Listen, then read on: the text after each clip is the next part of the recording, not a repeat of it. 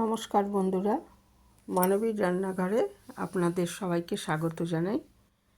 আমি আজকে একটা নিরামিষ তরকারি রেসিপি নিয়ে চলে এসেছি। আমরা সবাই জানি সেটা যে খুবই জনপ্রিয় কুমড়োর ছক্কা। তো ষষ্ঠীর দিন, দুর্গাপূজার তো আর দেরি নেই, ষষ্ঠীর দিন এরকম তরকারি বানিয়ে নিতে পারেন। প্রথমে আমি একটু শুকনো খোলায় ধনে আর জিরে ভেজে নিচ্ছি। 2 চামচ ধনে নিয়েছি আর 2 চামচ মতো জিরে নিয়েছি। এটা শুকনো খোলায় ভেজে নিচ্ছি। এই সময় একটা কি দুটো শুকনো লঙ্কাও ভেজে নিতে পারেন। তো আমি শুকনো লঙ্কার গুঁড়ো দেবো, ওই জন্য আর এখন ভাজলাম না এর সাথে। তো এটা আমি ভালো করে ভেজে নিচ্ছি।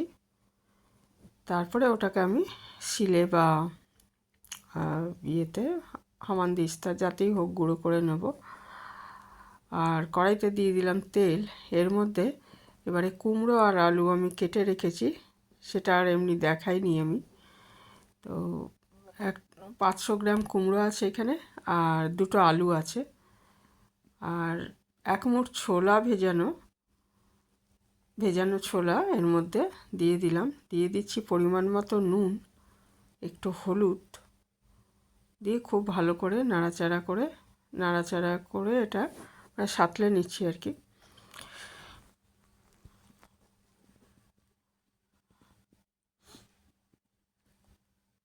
আর আজকে বিশ্বকর্মা পুজো আর মহালয়া হচ্ছে সামনের রবিবার।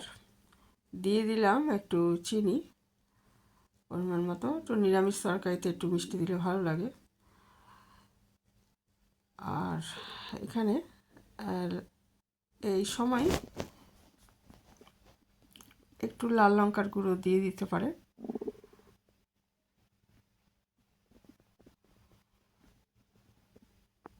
দিয়ে দিচ্ছি একটু কোড়ানো নারকেল,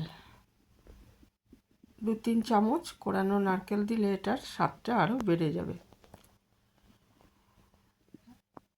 সামনের রবিবার হচ্ছে মহালয়া, তার পরের রবিবারই কিন্তু মহাষষ্ঠী বা দুর্গা ষষ্ঠী। তো ওই দিন অনেকেই নিরামিষ খান, তো তারা এরকম লুচির সাথে এরকম তরকারি বানিয়ে নিতে পারেন, খুব ভালো লাগবে। দিয়ে দিচ্ছি একটু লাল লঙ্কার গুঁড়ো, দিয়ে আবার ভালো মতো সাঁতলে নিচ্ছি।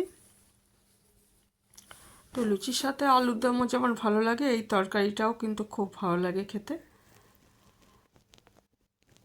তাই ষষ্ঠীর দিন ইচ্ছা করলে এরকম একটা তরকারি বানিয়ে নিতে পারেন।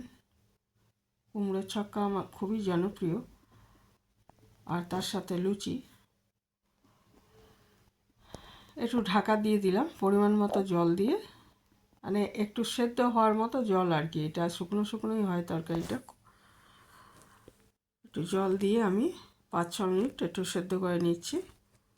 তারপর ওই যে আমি ভাজা মশলাটা করে রেখেছি ওটা দিয়ে দিলাম এর মধ্যে। কিছুটা দিলাম আর কি, সব যে পুরো গুঁড়ো মশলাটা ভাজা মশলাটা দিইনি, একটু রেখে দিয়েছি। আর এটা দিয়ে দিচ্ছি। এই সময় দেখে নিচ্ছি এটা যে সেদ্ধ হয়েই গেছে।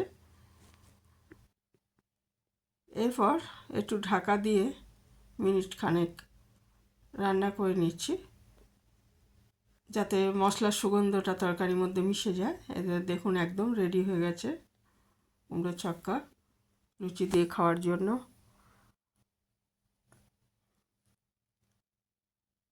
এরপর গরম গরম লুচি ভেজে নিলেই হলো।